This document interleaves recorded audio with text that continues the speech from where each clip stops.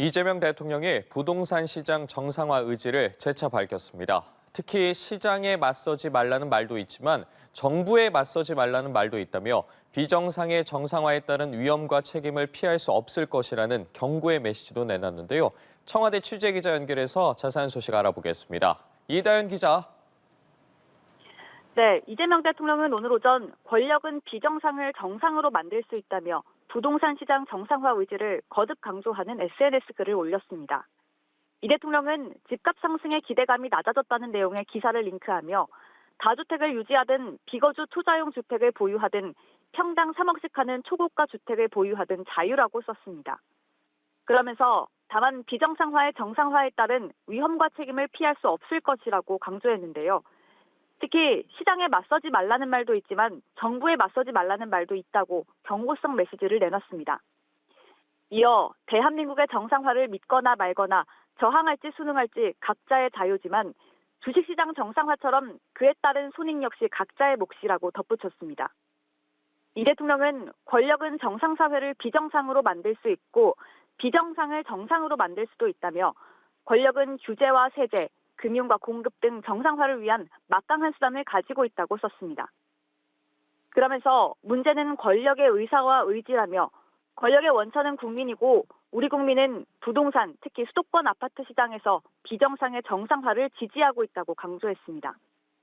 이 대통령은 부동산 정상화는 어려운 일이지만 개국 불법시설 정비나 주식시장 정상화보다는 쉬운 일이라고 재차 언급하며 비정상적인 집값 상승세가 국민 주권 정부에서 계속되리라는 기대는 줄어드는 게 당연하다고 덧붙였습니다. 지금까지 청와대에서 연합뉴스TV 이다현입니다. 이재명 대통령이 SNS를 통해 다주택자 양도소득세 중과 유예를 종료하겠다고 선언한 지 약 한 달이 됐습니다. 서울 아파트 매물이 10,000건 이상 늘고 가격 상승세도 주춤해졌는데요. 강남구의 경우 집값 하락 전환 가능성까지 점쳐집니다. 정다미 기자입니다. 현재 서울 아파트 매물은 약 67,000건, 한 달 전보다 10,000건 이상 늘었습니다. 이재명 대통령이 다주택자와 임대사업자에 대한 압박을 이어가자 절세 매물이 쏟아진 겁니다. 10개 정도 있었던 매물이 80개로 늘어났는데 2억에서 3억 정도 낮춘 물건이에요. 매물이 쌓이자 가격 경쟁도 치열해지고 있습니다. 서울의 대표 부촌인 압구정에서는 기존 최고가보다 수십억 원 낮춘 매물까지 등장했습니다. 기존에 나와 있던 물건도 호가가 좀 낮아지는 거가 있는데 그거는 분위기가 더 안 좋아질 걸로 생각한 매수층이 덤비질 않으니까 낮출 수밖에 없죠, 호가를 조금씩. 이에 따라 서울 집값 상승세에도 제동이 걸렸습니다. 특히 부동산 불패 신화를 견인한 강남구의 경우 지난주 0.01% 상승에 그쳐 조만간 하락세로 돌아설 수 있다는 전망이 나옵니다. 단기 급등에 따른 차익 매물에다 양도세 중과, 보유세 증가, 다주택자들의 그 실망 매물이 한꺼번에 나오면서 강남권을 중심으로 해서 매물 급증에 따른 일시적인 조정 내지 하락하는 현상이 나타나고 있습니다. 상급지 갈아타기의 종착지로 불리는 강남구 집값이 내려가면 시차를 두고 주변 집값도 하락할 가능성이 있습니다. 다만 5월부터 양도세가 중과되면 다주택자 매물이 잠길 수도 있어 집값 조정 국면이 한시적일 수 있다는 분석도 있습니다. 연합뉴스TV 정담입니다. 이재명 대통령이 다주택자를 압박할수록 전월세 시장이 불안해진다는 국민의힘의 주장을 적극 반박했습니다. 다주택과 주택임대사업을 비호하는 기적의 논리라며 공동체를 해치는 작은 사익을 버려야 한다고 강조했습니다. 성승환 기자입니다.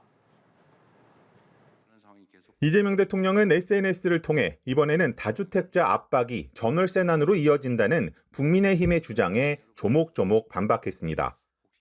우선 다주택자나 임대사업자가 집을 팔면 전월세 공급도 줄겠지만 그만큼 무주택자, 즉 전월세 수요도 줄어든다고 강조했습니다.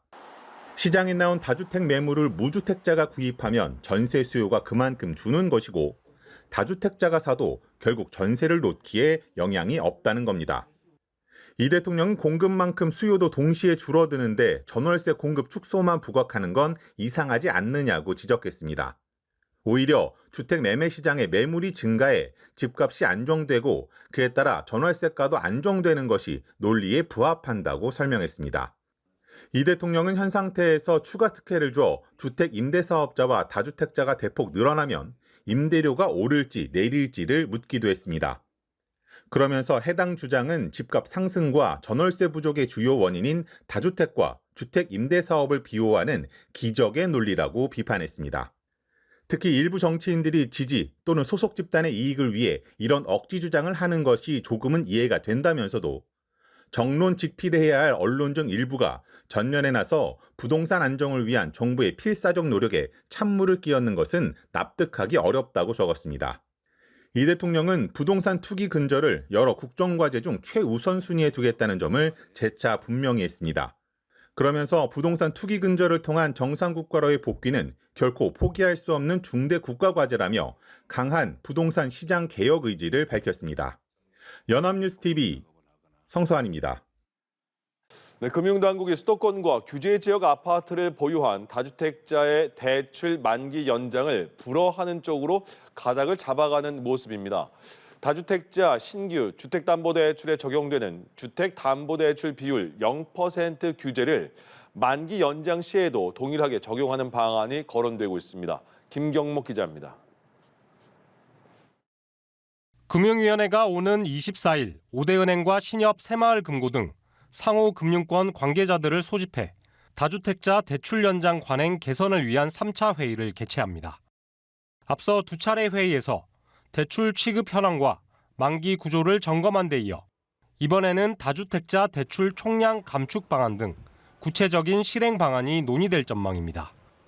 이재명 대통령은 설 연휴 직후에도 부동산 시장 정상화 의지를 또 한 번 강조한 바 있습니다.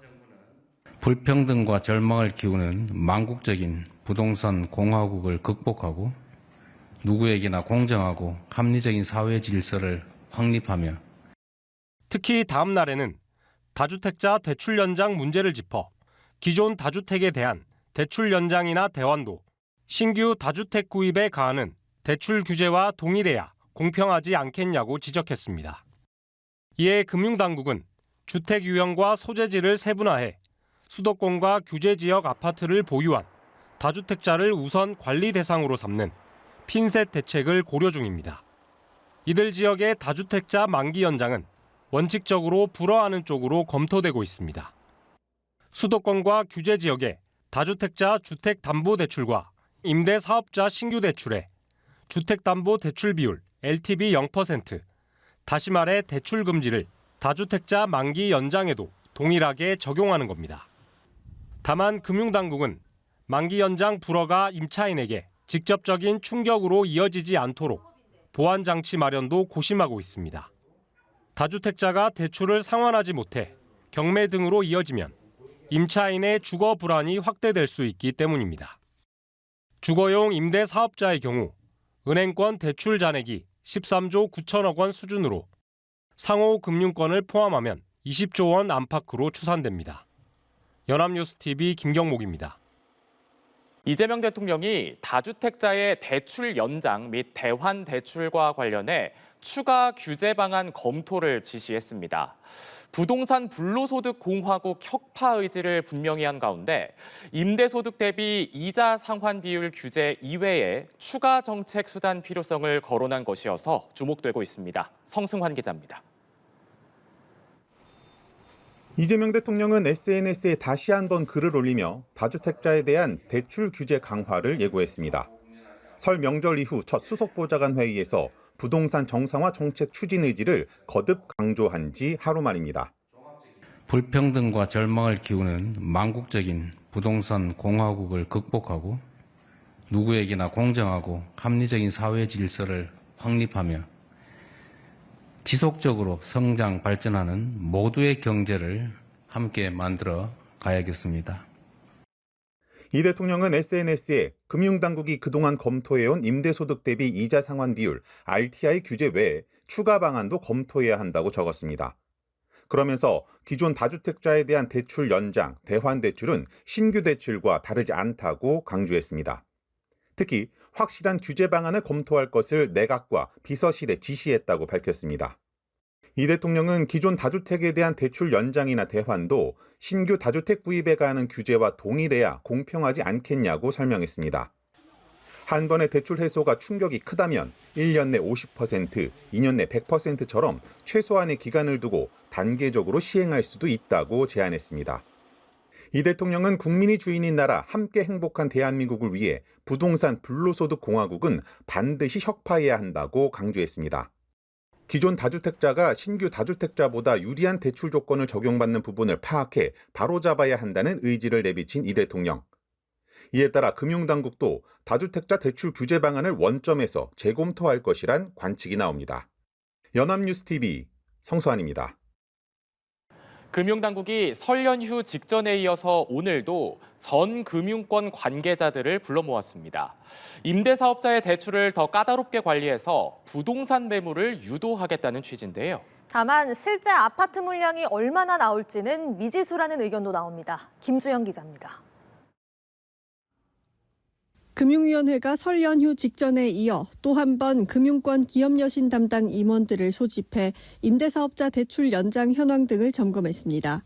설 연휴 직전 이재명 대통령은 다주택자에게 주어지는 대출 만기 연장 혜택을 지적한 바 있습니다. 일반 주택담보대출은 30년에서 40년 장기 분할 상환 구조여서 만기 연장 문제가 크지 않지만 임대사업자 대출은 통상 3년에서 5년 만기로 실행된 뒤 자금 흐름에 문제가 없으면 통상 1년마다 연장됐습니다. 지난해 말 기준 은행권의 주거용 임대사업자 대출은 약 13조 9천억 원 규모에 달합니다. 금융당국은 만기 연장 심사 과정에서 임대업 이자 상환 비율, RTI를 보다 엄격히 적용하는 방안을 검토 중입니다.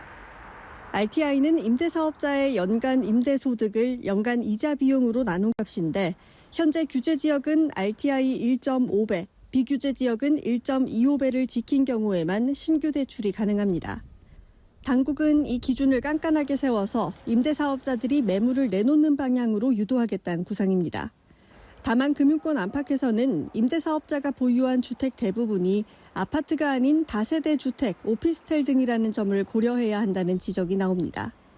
강화된 RTI에서 내놓게 되는 것들이 아파트가 꽤 많아진다면 지금 5월 9일 양도세 중과 이슈 때문에 매물이 좀 많이 나오고 있지 않습니까? 그것과 그 메커니즘 상으로는 같은 효과는 있을 겁니다. 매매 계약을 안정시키는 데에는. 근데 이제 물량은 저는 아주 그렇게 크지 않다고 보고요.